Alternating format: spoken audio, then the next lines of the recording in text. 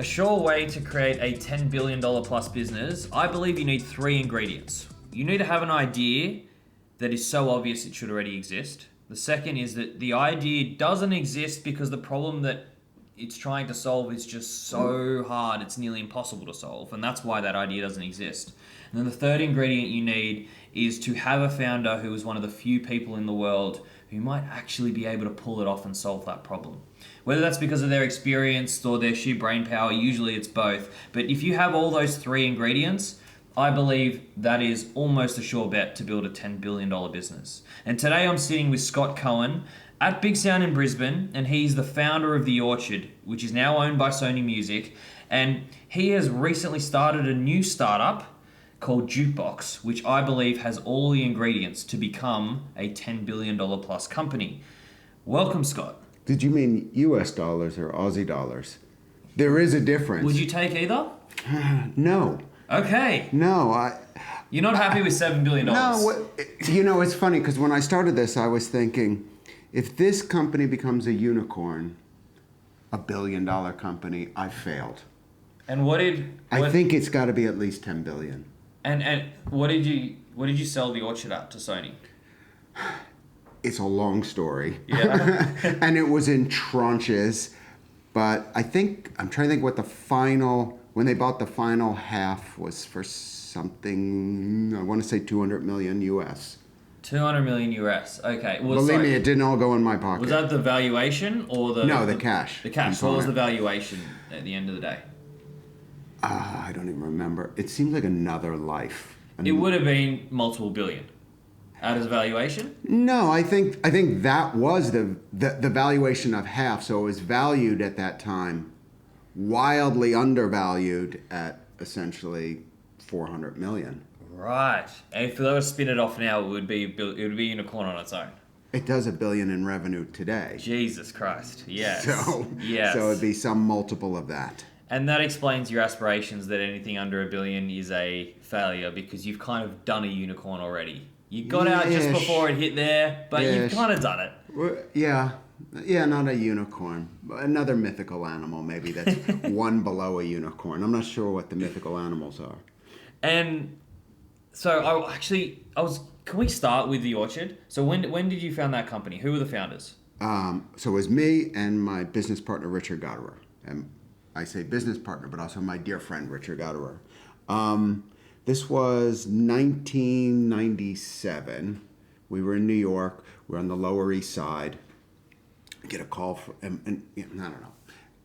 I get a call from Richard one morning. He's in the bathtub where he always called me from. And we had this idea for this distribution company, and he called me from the tub. It's like, I've got it. And he had the whole kind of name part in the vision. Like, we'll call it The Orchard because we're on Orchard Street. It's a place to grow because in New York City, Orchard Street on the Lower East Side, that's where all the immigrants came. So they come to Ellis Island and then they land in the Lower East Side and work their way up from there. It's not where they end up, it's where they start and they build from there. And so that was it. And what The Orchard was at that time was the first digital distribution company for music. I mean, it just kind of... In 1997? Yeah.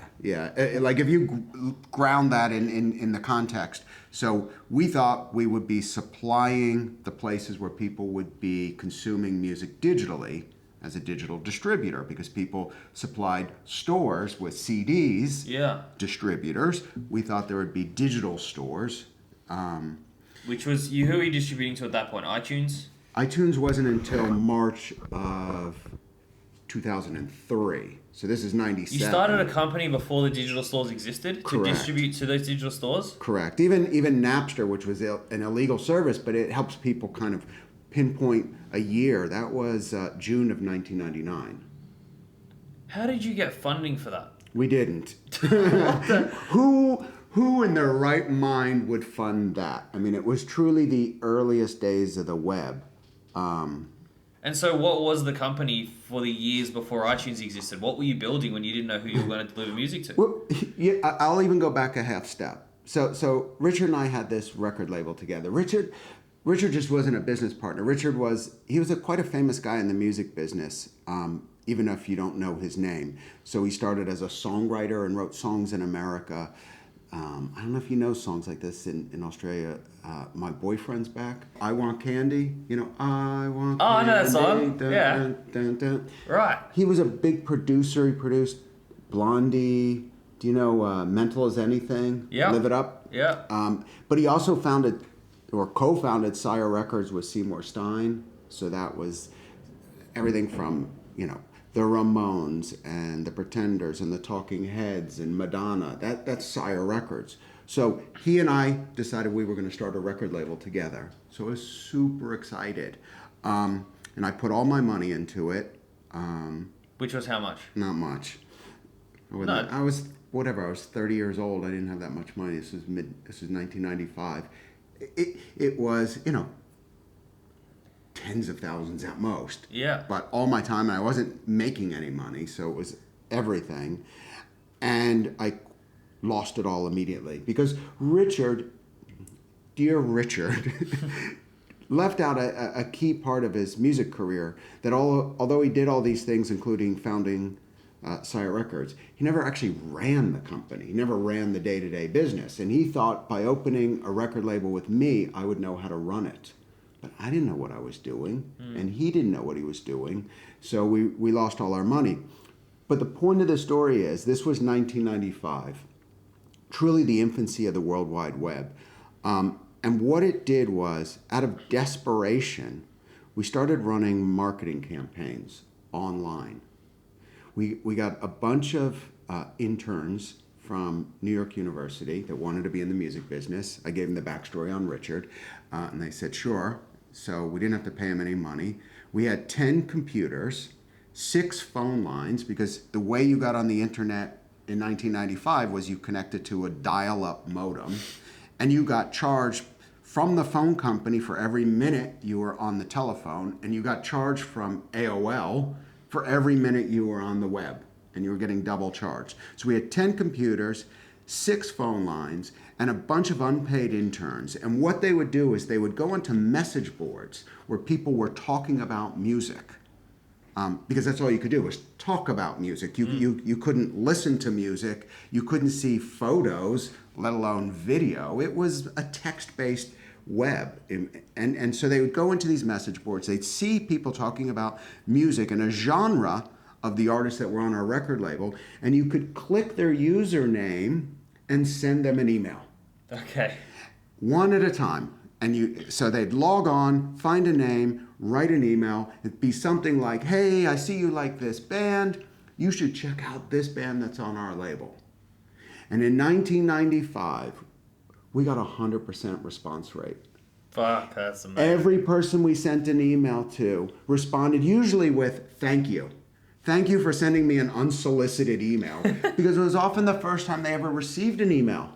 It was the first time. That's the equivalent when, I don't know if you remember being a kid coming, like when you got a letter from the bank, that was so exciting because it was like your first thing that had your name on it. Yeah. And that would have been like that as an adult with early internet days. Yeah, it's like, you've got mail. And not only was it their first email, it was, in today's terminology, a relevant targeted message. It was about music. I love music. It was about the genre that they liked. I love that. And about something new. And so essentially what happened was people started sending us checks in the mail blindly for us to send them a CD of that artist.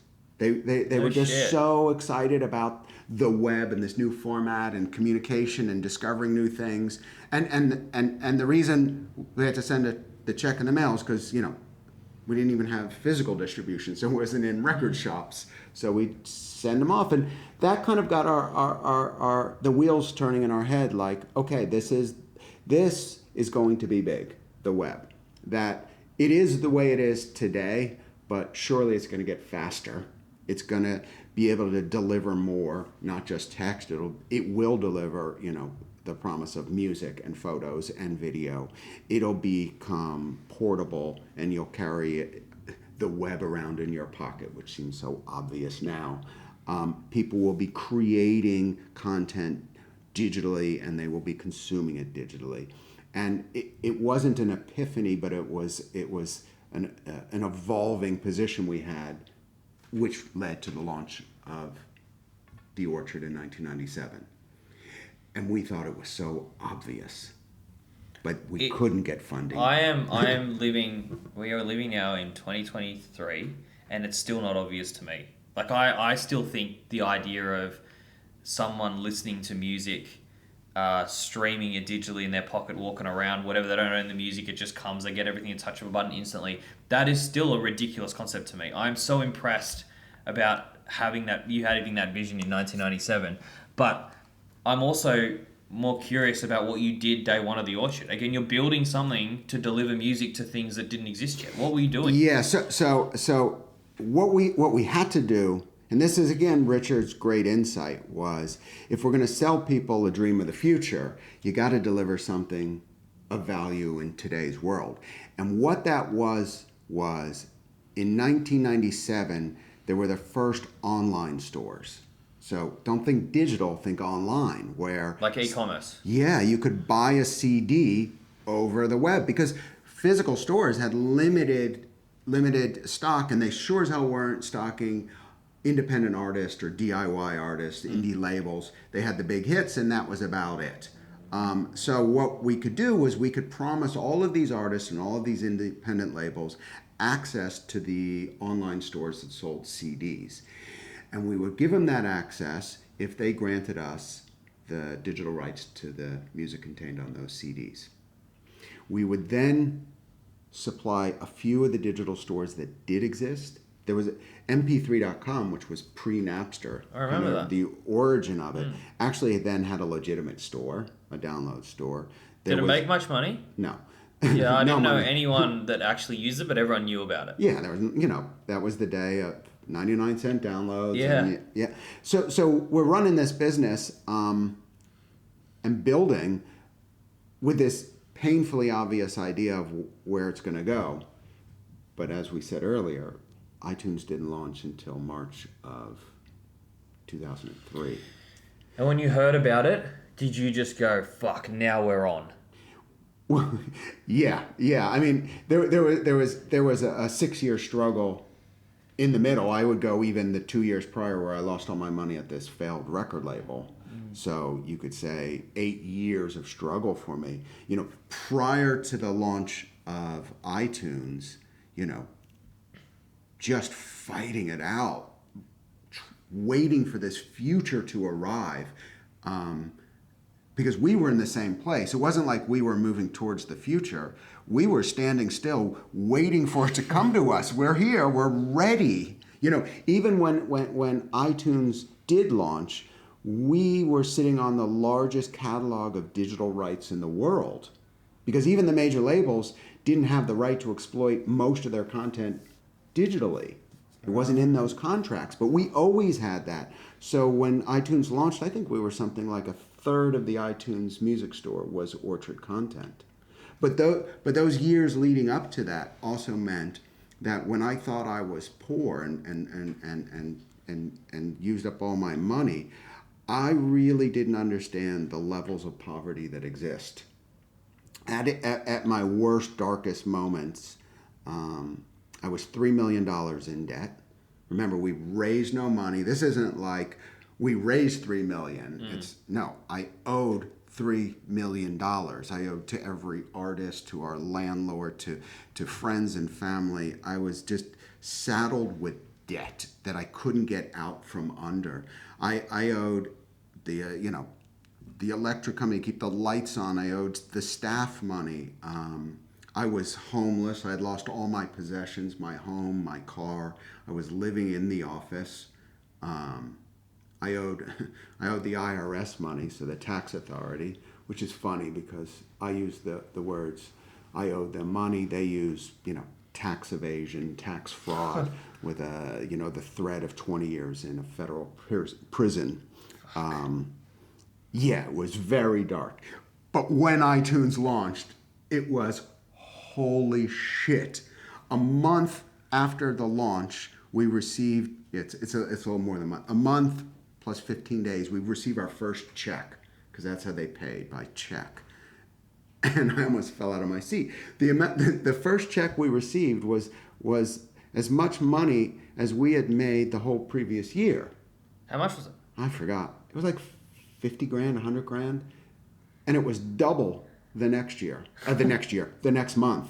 And double, and it was just off to the races. At that point, I also sold a big chunk of the company so we could get that growth capital at that moment. To VCs or to who? Private equity. Yeah. Some friends of ours. And the point was, we had finally kind of, quote, made it. Yes. You proved the model. Right. And then they scared the shit out of me. And they're like, you struggled all these years to prove your point, and you've got it right. And what's going to happen is new competitors are going to enter, and they don't have any of the issues that you have. They're starting clean, and they're fully funded, and all that hard work's going to go for nothing. You are in the lead. Let's give you some growth capital, pay off all your debts, which I did, all of them, and we'll give you the money to grow this thing big to kind of block out the competition. They were right. They were 100% right. 100% right. It was funny. And then, you had said, like, when iTunes launched, it was then that I started getting the phone calls, like from my mother, my Jewish mother.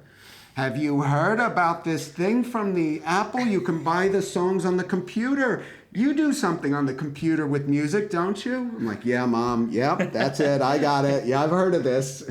Thanks for the tip. So, yeah. That is just the most wild story. And so that then explains why someone like Warner, after you sold to Sony, wanted to bring you into their business as the future of innovation. What was the role? The role was Chief Innovation Officer. It was a role they created at Recorded Music. And, the Orchard had been sold then in 2015, and I was still there. I mean, I left on February 1st, 2019, and I was actually retiring. I told Richard, kind of been there, done that, nothing more to prove. Before you just go into this Warner story, did you, after you'd sold the business into Sony and you were working at Sony for a bit, how fundamentally did the company change? Not at all.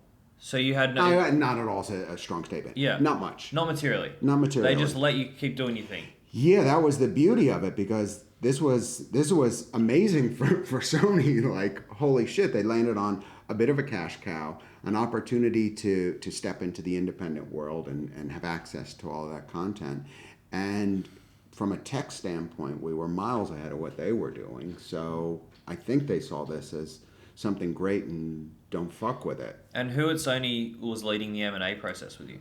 Well, it really started at the top. Rob Stringer was well aware of the deal, who I'd known from a previous life when I was an artist manager, and he signed one of my bands when he was running the UK at Sony. But who else was on that? Did they approach you, or did you approach them, or did you run a process? It's a long, complicated process. I think I can discuss it all now. I mean, there are all these NDAs and shit. But there was another company, IOTA, who was one of our big competitors. And I say competitors, yet we were all friends. All the founders of all these distribution companies, we all knew each other and hung out and did conferences, and then fought fiercely on the ground. But Sony had invested in IOTA, and we were going to buy IOTA. Oh. And at the last minute, Sony's like, why would we sell that? Yeah. Why don't we do a different deal and we bring it together? And so at that point, they took a 50% equity stake in us, and we kind of did a more complicated deal with bringing IOTA into the Orchard and Sony investing in us rather than us buying IOTA from Sony, and it was all this complicated thing. And then they had this right in X number of years to purchase the last 50%, which they exercised that right in 2015. Did they have the obligation or the option to buy that other Option. 50%? Okay. Option. Did that kind of scare you? If they didn't take that option, then you kind of be in no man's land? Half No. your company with Sony and you're just fucking stuck with this other half? No. And at that point, I wasn't running the day-to-day anymore. It was no, it was all good either way it went. It worked out amazing this way, but I think it would have worked out amazing the other way. It was not difficult for us. So, what is your view then on the major labels having services like everyone? All the majors have them. A service like the Orchard as an option within their You company. say all of them. There's three. There's three. Yeah, all three of them. All of them. Yeah, all three of them. And, you know, obviously they needed to do it because otherwise they would have missed out on that revenue when all these other services exist. But I look at it specifically in a small market like Australia, and I'm sure you can relate to it in markets in America, but you have very successful managers who know how to break an act in a territory. Mm-hmm. And they're like, why would I do a 80-20 split or 70-30 split at the major now that I have this Orchard option? Right. And so they go on a super skinny deal, 20%, 10%, fucking very skinny. The majors really have no choice but to just do that deal. And then that artist blows up millions of dollars in revenue. And now the majors are servicing that artist as if they're on a major label deal, even though they're still on the Orchard distribution or equivalent distribution. Yes-ish. Yeah. Yes-ish. Certainly the deals have improved from the artist perspective, but which is great for the artist. It's great for the artist. Yeah. It's great for the whole industry. But I think, if I'm taking a step back and just looking at this holistically, like I'm not pro major or pro indie or pro DIY. Matter of fact, no, I am pro all of those. I'm not against majors. I think they serve a purpose, and I think the independents serve a purpose, and I also love the DIY space. They all have a place. But what you described with the Orchard in that situation also de-risks the major label system, where instead of signing things and dumping lots of money in and not knowing whether it's going to succeed, it's been fully de-risked and it's already a success and it's way easier to invest. When that investment comes, usually the terms ratchet up a little bit in the favor of the person putting some money in, but they're still distribution deals. And probably it's less about the financing of those deals and more about who owns the rights. And that's really the big lever that historically the major labels have owned the copyright. In this situation, they have the hit and they make the money, but when the term ends, somebody else owns the copyright. And so that's more important in my perspective than the economics of the deal. And so... Because the power of these companies is they're sitting on the last 50, 60, 70 years of Western music's biggest hits, and they have those and control those. So how do you see that changing? In how are major labels going to be different in 20 years now that they... effectively, most of the big masters they have now, they won't own anymore unless they renegotiate the deals and so forecast 20 years from now, what are the majors going to look like? Well, they're still... I'm shitty on timelines, but they own these copyrights for the life of copyright. Yes. There's some quirks in America with reversion rules, which is incredibly complicated. I'm not going to go into, but they will then continue to, if they don't own them, they will buy them once they show the value. Again, it's de-risked. Then it becomes a finance play where you go, all right, I might not own those masters, but they generate X amount a year, and now I will pay you a multiple so that I can own the copyright, and they will buy those copyrights. But again, once it's de-risked and they see it's making money because they have the deep pockets, but more than deep pockets, they then know how to work those. So I also love this new world where you have, private equity-backed firms that are buying catalogs, and that's amazing too. But there's nothing like having somebody know how to work a catalog. Do back catalogs really get worked though? Absolutely. How? Absolutely. So in today's world, if you're not doing something, and I've seen the numbers on, so there's examples of older artists, maybe they're in a band where they don't get along well, and you look at how well their catalog is performing, and you look at other artists that have aligned, and then they have the documentary, the feature film, the Broadway show, and the West End musical, and they all of these other ways of exploiting it. They have the ABBA VR experience. I mean, I just read that, I think that just did $200 million in its first year. So when you're aligned and you sitting on valuable catalog, there's ways of exploiting But I it. would say that all those examples you've given would be driven by management rather than the majors. I don't see that. You don't see that? No, I don't So see the that. Broadway show, exploiting those IPs in all those ways that are typically out of the scope of what the majors do. You don't have a major. They all have departments for that. Okay. They all have departments for putting on those shows, and looking for ways of exploiting them. I'm not saying they do it in isolation. Yeah. It's because they have to work with the artist and their management, but then the label has to work, and then there's a publisher. So everyone's got to come to the table. But when they do, then it works. When there's artists there's infighting and issues, then you can see actually what catalog looks like when it's not the asset worked. deteriorates. So is that the thing that's going to stop private equity from truly ramping up and buying every asset under the sun because they don't know how to work it, and that's why the record labels will always have their place? No, I think private equity entering the space just gives optionality. And that's a good thing. So if you are an artist and you have control of your rights, and you can choose this one or that one. One could be a money play and one's money plus. They could do something. But also you might see the private equity firms come in and start doing more stuff. Certainly Hypnosis does. They pride themselves on actively working those catalogs. They're a public company, right? Do they consider themselves private equity? They're half. Part of the company is public, Yep. and part of it is private. That's interesting. Okay, so you are at Orchard, you sell the business, you say it's been running sort of separately from Sony, there's been no real change in culture or anything like that, and you're like, you know what? I've secured the bag, I've had enough, I'm going to retire. Yes. Not long after, you end up at Warner. You say not long after, 3 days later. 72 hours later. Yeah, and it's crazy because I told my wife I was going to retire.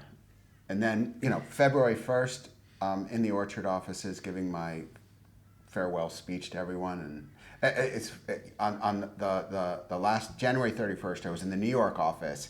We popped a bottle of champagne and said goodbye to the staff, and then took the overnight flight to get to London to go into that office on February 1st, Friday, and do the same thing all over again. Because I figured I'd work out the week, even if the end of the month ended on a Thursday. I'd do the whole week and end on Friday.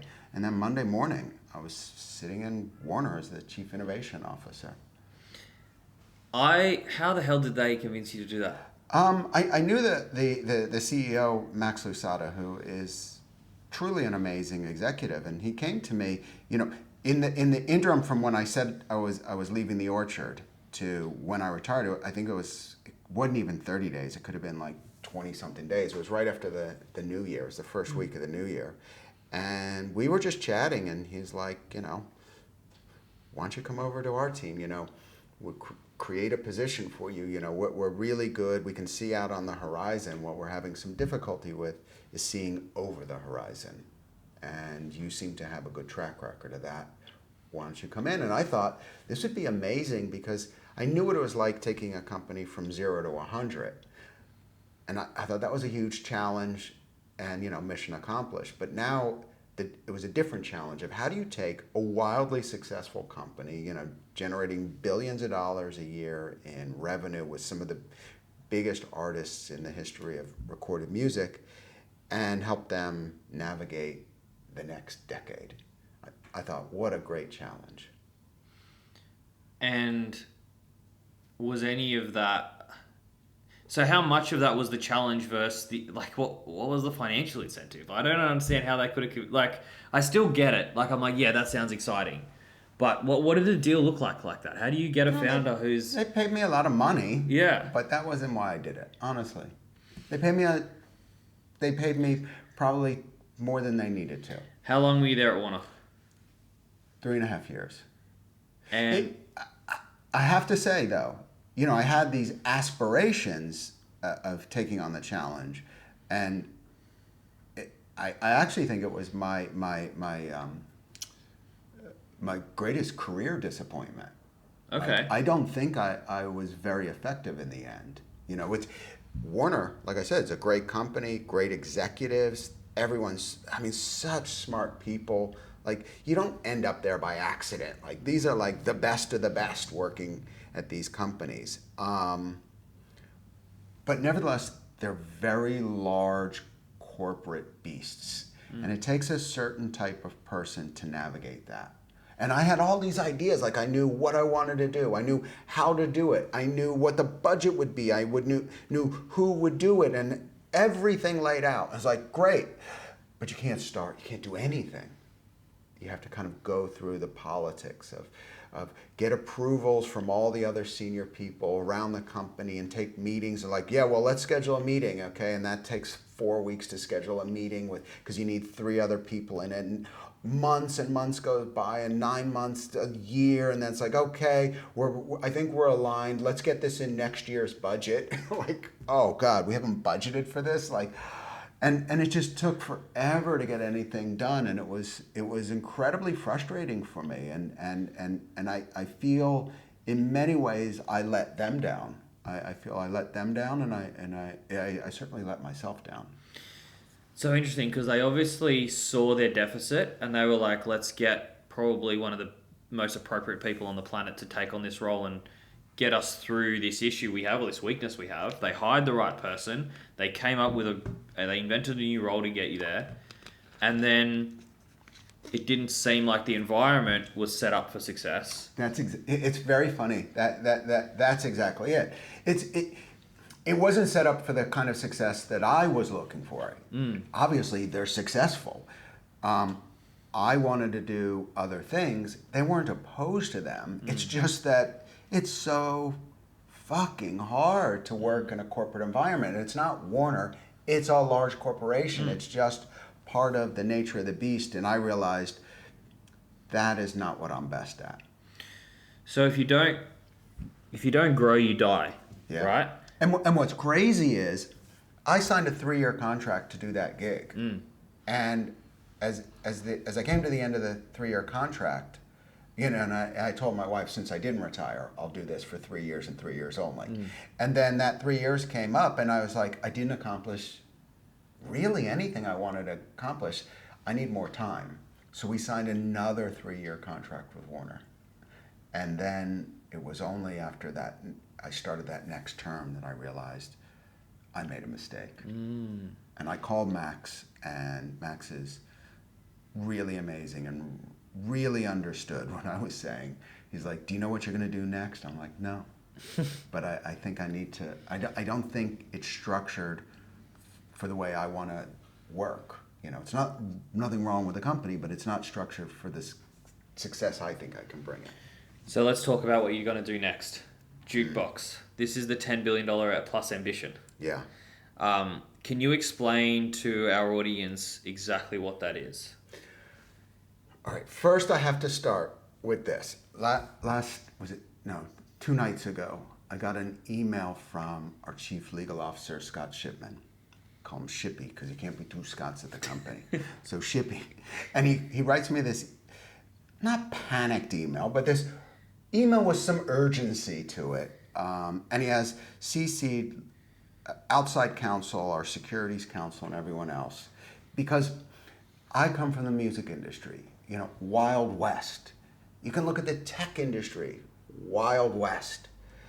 Now I'm in a regulated business, a regulated industry of finance, heavily regulated, which is a good thing. That's what protects customers. And we need to explain what the business is first before you get into the regulation. I have to say it. Okay. Because I'm pulling out my phone now. Yeah. Because he asked me to read a disclaimer. Oh, there we go. Okay. There's a reason I'm saying all of this. Yes. Because he's like, please don't talk about JKBX without a disclaimer. So I'm going to read what he wrote me in an email. Let's disclaim away. Let's do it. So Before I begin, I want to provide a brief disclaimer. 1. Nothing I'm about to say should be viewed as investment advice or an offer for or solicitation of interest in any securities offering. 2. Neither I nor Jukebox, that is the parent entity in our family of entities, nor the Jukebox platform is offering or soliciting interest in any securities offering. And number 3, finally, any offer, solicitation, or sale of any securities vis-a-vis the platform will be made only by means of an offering circular by one of Jukebox's affiliated issuer entities. You nailed it. That's the world I live in now.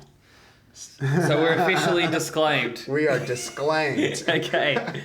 So I don't even want to. I was about to make a joke about like promoting a stock. Like, no, I'm not even going to joke. We don't need any Sam Bankman-Fried scandals in the next decade. Exactly. You tell me what Jukebox is. Why did we need to do that disclaimer? So what Jukebox does is it works with large rights holders that control hit songs that everyone knows, and we take a portion of the income from those songs because songs make money. That's why people are buying all these catalogs. This actually is an asset class that's really valuable. So we take the income from those songs, or a portion of that income. They go into an issuer, which is a new company that buys those revenue streams. That issuer takes it to the SEC to get qualified and essentially takes income streams and converts them into regulated securities. Those securities are then listed on the Jukebox platform. Now, tell me again in simple terms of people who've never bought a stock before. How would they understand it? So now you can invest in the income that songs generate. I mean, if you can imagine that every time a song is played, somebody's getting paid. Mm-hmm. So it might as well be you. Like I read that message from Shippy from my iPhone. Yeah. Because I bought an iPhone. I'm a customer of Apple. I have an iPad. I have 2 MacBooks. One personal, one business. I am a big fan of Apple and one of their best customers. But I'm also an investor. I also invest and own Apple stock. So you could imagine that you're a fan of an artist. You stream their music, you go to their concerts, you buy their merch, but you could also invest. So when that music is doing well, you're getting the benefit of that as well. What's insane about that idea is that the first is that now people can buy stakes in artists just like they could buy a stock, which is become hugely popular with millennials and Gen Z, especially after COVID. Yep. But I still believe only 53% of Americans have stocks. Do you know the exact number? Yes. That's what I read. It's 63 million Americans have individual investment accounts. So that's like Charles Schwab, Fidelity, those big Merrill Lynch. There's probably closer to 80 million accounts because some people have more than one. Mm-hmm. And so a lot of Americans have stocks or have had stocks in their life. Correct. So there is a huge target market there. Hey, you're buying stocks, you're buying crypto. Why don't you come and buy some Taylor Swift or buy some, Jay-Z? So that is really interesting and exciting, and also can't believe that doesn't exist yet at scale. I know you can do it here and there, but yeah, I mean, when you think about it, there is this new generation that is building wealth by trading securities, and often when they're trading securities, there are things that they think they know, but they don't really know. Like maybe you buy Apple stock like me, just like a regular person, but I don't do any kind of deep analysis on it. I'm not like checking the price to earnings ratio and creating a spreadsheet of what's the right price. But like I'm not looking at, okay, well, what's happening with chip manufacturing that could impact iPad sales next quarter? Like I just go, yeah, Apple's pretty good. And I would imagine that most retail investors as opposed to accredited investors or institutional investors, most regular people that buy securities buy like me. Like, I don't know. I think Apple's a good stock. I don't know. But when you put music as an asset class in front of them, it might be the first asset they could invest in that they actually understand. Like they know, you can't fool them who's a big artist and who's not a big artist, what's their big hit single and what's not their hit single, what the long-term future is going to be. They have a much better intuitive sense of music as an asset class than probably anything else they've ever invested in. The fans actually intuitively know that asset, if you can call it that, often before the labels do and before the, professional investors know, It's usually in our industry, the professional investors follow the fans or follow the retail investors, which is such a mind-blowing idea. Yeah. So we're starting there. And what we're starting with initially will be hit songs with an earnings history. Mm-hmm. So songs that people would know from artists people would know. And you can say, well, what was the last 3 years' earnings? And you can see that. You can see what you're buying because songs are complicated to invest in because there's two main rights, the publishing right and the sound recording rights. But in there are contained other rights or income streams. So from the sound recording, is it what the label has, or is it the royalty that the artist gets? Is it a producer royalty or an engineer? Or on the publishing side, is it the writer share or is it the publisher share? So there's lots in there. So we're very clear, this is the name of the song, this is who wrote it and recorded it, and this is the part of it you're investing in. This is the part. And this is the earnings history of that part. Right. It's made $10 million a year every year for the last 9 years. Right. Do you want to buy the next 10 years? Right. And when people are looking at music as an asset and why these companies are able to come in and value it is because overall, generally, music follows a pretty predictable decay curve. Meaning, when a song is first released in that period, it doesn't have to be on day one, but in that first year or so, it makes a lot of money, or the most it's going to make. And then it kind of drops off fairly well for the first 6 years or so. And between 6 and 10, it hits its floor, which is non-zero. It's not nothing. It just, it's had its day, and now it's just kind of a song that earns what it earns every year. And then with organic growth of the music industry, then they start to creep up and grow year after year after year after year. And it's very predictable. And when I say predictable on the macro level. Any individual song can have its own trajectory. But on the macro level, it's very predictable. And so what we're starting with are songs that have kind of moved through that decay curve and maybe have already hit their floor and they're fairly stable.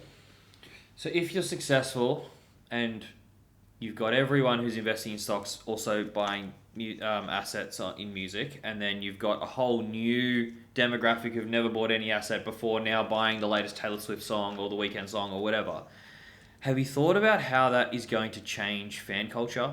Because right now you can get shot in the street for saying the wrong thing about Taylor Swift to the wrong person. There are some diehard fans out there who have no investment in Taylor Swift whatsoever other than just being a fan of her. It's funny you say shot in the street. Because in America, they regulate everything but not the guns. Exactly. I have to be careful what I say here because I'm highly regulated. However, if you want to have a gun and shoot somebody on the street for saying the wrong thing, well, all right. It's all yours.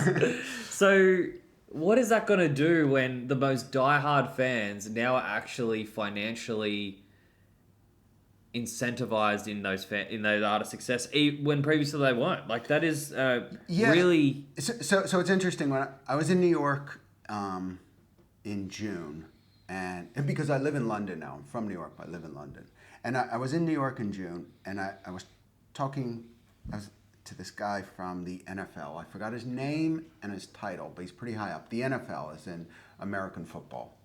And what he was saying is, if you're a fan of football, so we're not talking about somebody that's not into football. We're talking about those people that, go to a game and take their shirt off in the middle of winter and paint the logo on their chest or something. Those people, they love football. But what he saw was when those fans of football started playing fantasy football, their spend on football went up 3 to 4x a year. Wow. That once they were, even though they were fans, once they were fully engaged, like they're almost playing with football, they spend more on football. So who knows what happens with this? If I'm that's fantasy. This is real world. If I am invested in music, will my spend on music go up? That is a very exciting idea. That is actually incredible. So the obvious question, Scott, is, which if I talk about my 3 recipes at the start of the show, the first is have an idea that's so obvious it should already exist. I think tick. Everyone should be buying, and because if you own a bunch of assets in music, you do want to have a liquid marketplace where you can kind of get some money now for it and whatever. There should be that option on both sides of the marketplace. I would say, not to interrupt, but it's, I'm a New York Jew. It's what we do. It's in our DNA. I learned it from my parents, who learned it from theirs. Australian Egyptians aren't too different. As everyone should be investing, as an asset class, you think about this and you go, wait a minute. Because the security is tied to the income streams of music, it means I'm getting essentially a dividend. And on something that's a 20x multiple of earnings, you're talking about something that could be like a 4% multiple. And you go, all right, that's not bad. 4 times multiple, you mean? Yeah, not 4 times, 4%. 4% dividend yield. 4% dividend, yep. That's not a bad dividend yield. Not bad. If I had, all my money and I was guaranteed, or you never guaranteed, if I was getting a steady 4% return that felt like a bond, that's not bad. But what's interesting is because Goldman Sachs report came out with, how music industry is going to grow 8%, over the next decade or so per year, you go, wait a minute, could that then be worth 6%? And music is sitting in my retirement fund, that my retirement is being paid by my passion for music, by having an investment in it. That's super interesting if that plays out. So yeah, I see this as an absolutely natural thing that people will invest in. So, and I've heard that there have been other companies out there that have tried to do this, right? And and there's still some out there now. I get an email, I can't remember the name of the company, but I get an email every now and again, hey, do you want to buy a stake in Prince's music or whatever like that? So this exists, but no one's done it at this scale. Nobody. I think what we're going to launch with on September 12th will be already more than all of the other companies put together that they've ever done. 2 is some do it regulated, some don't. We feel very strongly that these are securities. Some focus on the technology that they're delivering it with, that it's blockchain, it's an NFT. And I'm like, and I love blockchain, but the technology of delivering something is irrelevant. It's not about the NFT. It's about, well, what's in it? I don't care about the container. I care about the contents. And so some people have been selling these things as NFTs as if that somehow enhances the asset. It doesn't. It's the same asset. And tell me why then so no one solved this problem, doing what you're talking about at scale. Yeah, part of it's timing. You can go back to 1997 when David Bowie did the Bowie bonds, where he essentially securitized his entire back catalogs. And that was kind of like the first time, at least in modern history, that we kind of recognized the value of these. And now, that's 25 years ago. So timing is important. That maybe now is the right moment. 2 is that you have to get all the elements right, and one of them is the relationships in the music industry. If you're going to license, it's not licensing. If you're going to work with large rights holders, then they need to know who you are and trust you.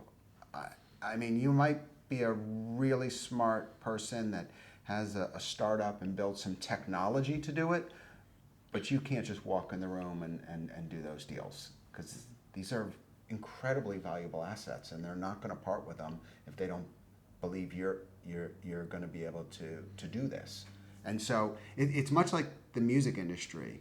I remember talking to Seymour Stein once, who just died this year. He was a wonderful friend, And he was telling me when he signs bands, of course he listens to the demo. He's like, oh, it's all about the song. It's got to be a great song.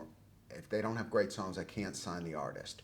He said, but ultimately, I won't sign anyone unless I look them in the eye. I got to look at them and say, is this person an artist? Will they deliver this? Like, I know they have the goods, but can they deliver the goods? And that's why he had that amazing track record of signing the most special artists and biggest, like Madonna, because he believed that girl's going to do it. And so I think it's in a similar situation when talking to the large rights holders. They look me in the eye and they go, you know what? I trust that Scott can pull this off. Did you have to give them, just like Spotify did, did you have to give them equity in the cap table? And No. So none of the majors have equity in your business? No. Did they ask? Yes. I'm not saying that they won't. Okay, they don't. We're talking about right now, Yep. as we're recording this, no. I'm not opposed to providing some warrants to them. So where are you at in your business journey right now? Like, how many staff do you have? What's the valuation of the business? There'd be no revenue yet, I imagine. Well, that's the thing. People think we're pre-revenue, but I actually did a podcast earlier this year and they paid me $250. Oh shit! To you or to the business? Yeah, so we're post-revenue.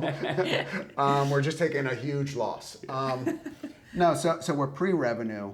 What we're going to do? We launched September 12th, and what's interesting is we're taking these retail investors through a process that is exclusively the domain. So you're launching September 12th? Yes. Okay, so that is, as of recording this, it'll probably be already out by the time this comes out, but this is 7 days from now. 7 days from now. Okay. And so instead of working with the team, I'm here in Brisbane, Australia.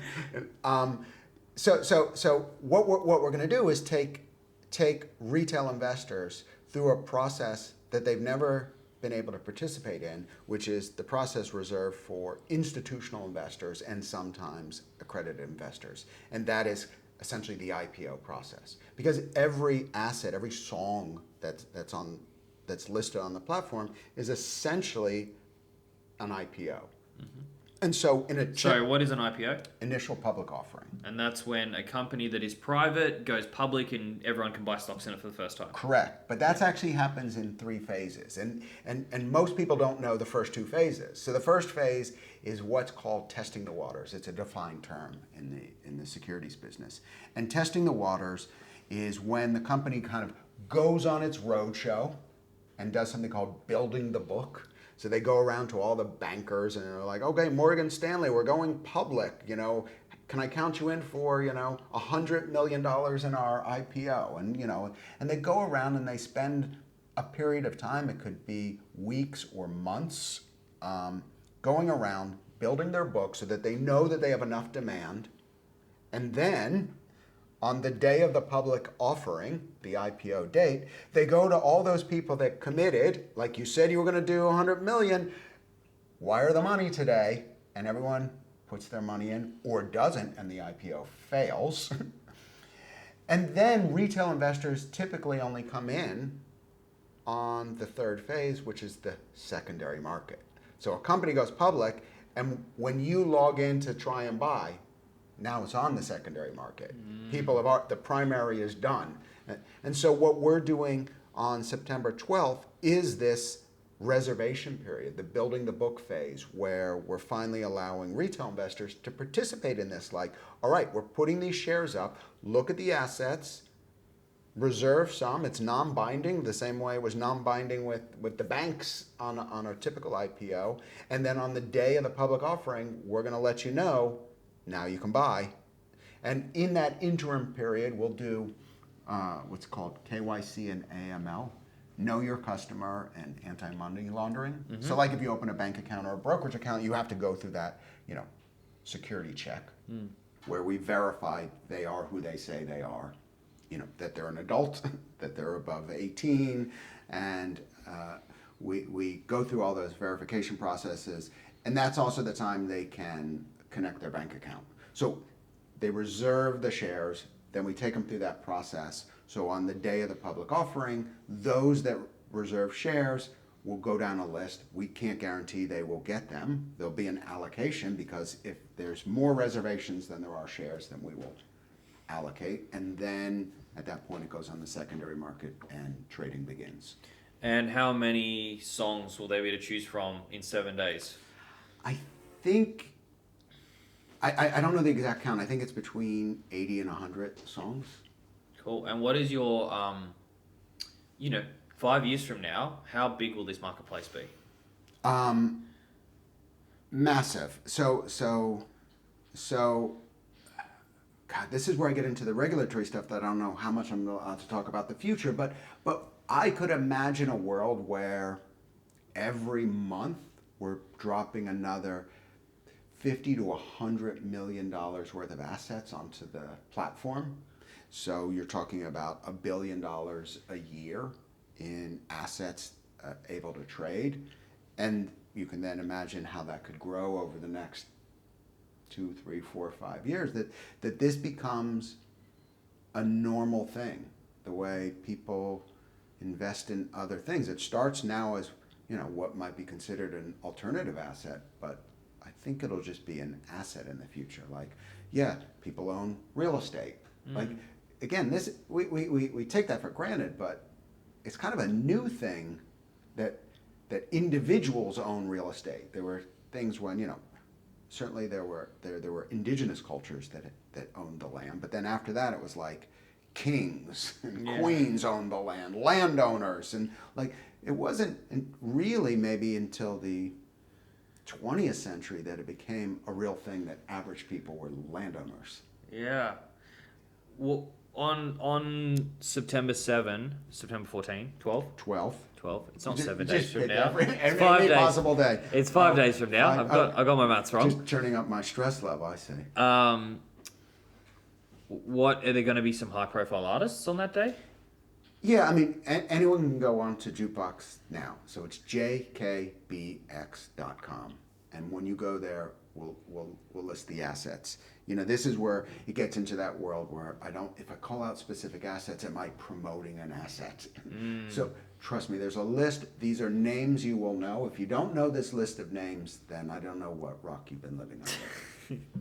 Scott, so what is the biggest mistake you've made as an executive in your time in the music business? Well, it was earlier in my career where I definitely wasn't an executive, as more of an entrepreneur, and it was working too much. You were $3 million in debt. You had to work too much. Yeah. And I think maybe I wouldn't have been $3 million in debt if I didn't work so much. Meaning, if you're grinding it out, like there's this, I don't know, there was this push that you were somehow viewed better if you worked 80 hours, 100 hours. There was this kind of honor in that. But now I see there's stupidity in that. That if I could rewind and talk to my younger self, it would have been work fewer hours, work a manageable work week, which then has a forcing mechanism of, okay, you can't do everything, so prioritize. What are the most important things that need to get done, because you're not going to get everything done. And maybe there's some things that you could delegate and get additional resources. It also means prioritizing things like sleep and rest. It's so obvious when you look at other industries. Like, if I was going to go for surgery and my surgeon talked to me about, oh yeah, I just pulled a 16-hour shift yesterday, only got 4 hours of sleep, but I'm ready to go operate today. Today I'm already 14 hours into a day, and you think, oh my God, you're not going to operate on me. And this person's been doing this week over week over week. You're guaranteed that surgeon is making mistakes. And if it's not a surgeon, it's a pilot. You want your pilot to tell you how exhausted they are and how they haven't slept and how all they've been doing is working. It's like you want people that are fresh. And if you apply that to an executive, like you want good executive decisions and having 8 hours of sleep and a weekend off. And the other thing is relationships. You may be in a relationship, whether it's with a partner or your family, but you'd be fooling yourself if you think you're good at relationships. It means you are shit at relationships if you're putting in those kind of hours. you're selfish, and you're hurting all the people around you. So what is the optimal hours in your mind then? I've never heard this argument before. This is actually very contrarian. So I want to unpack it. Tell me, what is the optimal hours for you? How many hours do you work now a week? I usually put in 50 or so hours a week. Okay. And I feel that's really comfortable. What's amazing for my routine is because I live in London and most of the team is in America. That means I can wake up early in the morning. Also, the way to know if you're not getting enough sleep is if you need an alarm to wake you up, you're not getting enough sleep. Okay. So you're Clearly, no alarms. I don't use an alarm. I usually wake up 6:30 or 7 in the morning. I'll go down, I'll answer email. And I'm really sharper in the morning, so that's when I do my best work. So I work for whatever number of hours, a couple of hours, 2-3 hours, answering emails, editing documents, reading contracts, that kind of stuff. And then I have the next part of the morning free. And that's when I can do things, whether it's go shopping because I need some groceries or go to the gym because I love boxing now. It's something I took up during COVID. I can do anything, have my lunch, and then from usually 2 p.m. UK time until 8 or 9 o'clock at night, I do all my meetings. It's just one meeting after another. And then I finish my day and I turn off my device and I don't check my emails or anything until I wake up the next morning. And then I have my weekends off and I take holidays and I force my people to do the same. They struggle with it. And they're like, okay, I'll take 4 days. I'm like, 4 isn't enough. Got to take a couple of weeks at least.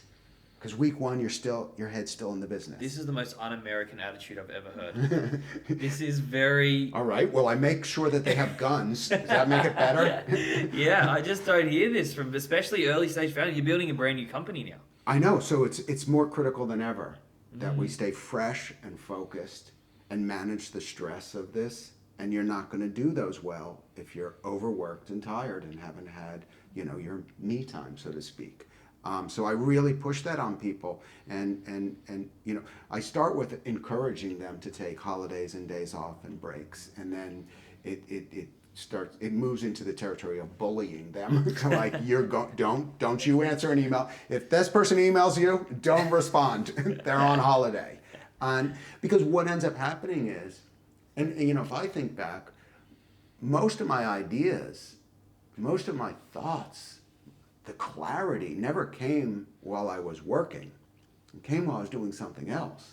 It came while I was, it could be something as simple as taking a shower, but it would be on a holiday, sitting on a beach reading a book and going, fuck, I got it. I just figured out the unlock. I wasn't thinking about work, but the ideas came to me. So I do keep notes on my phone and come back to stuff. But yeah, I think you need that clarity of thought, and you're not going to get it while you're doing something. You need time to strategize and think. Tell me, Scott, what the thing you're most proud of in your career so far? Oh, wow. Nobody's ever asked me that. No one's ever asked me anything remotely like that. What am I most proud of? It's really not a thing. It's more about the process. And again, the way I am today is not the way I was 25 years, 30 years ago. But what I'm most proud of is my ability to actually put my head down and work. Like, I'm not saying work more, but in many ways I feel like a lazy person inside, but I push myself to do the work. And during the struggles at the orchard, there was no giving up. There was no giving up. Like, I'm going to fight through this, because anytime you've ever heard a success story from somebody, it doesn't go like this. I had an idea, and it was amazing. And then I made some money from it. And it was great. And everyone loved me. And it got even better. And life was so wonderful. I never had an issue. And it just gets better and better. No. Everyone that tells a success story talks about time after time that they had these moments of just struggle to just grind through it. No one just magically ends up wildly successful. You have to work through the hard times, and that's probably one of the things that I'm proud of, is that I'm willing to put the work in when it's hardest, when nobody's looking, when it's like, I know I don't want to do this, but I have got to do this, and push myself for that. Scott, there's very few people who can see the future like you do. Even less people who see the future and build a company and wait for the future to come to them like you did, and actually fucking pull it off. That's the big thing. It is so crazy impressive. I feel like your whole career and all your experience is leading up to this business you're about to build now with Jukebox. I wish you all the success. I can't wait to go and buy my first song on it. I'm going to be a fan, hopefully a consistent investor. Thank you so much for coming on Fear at the Top.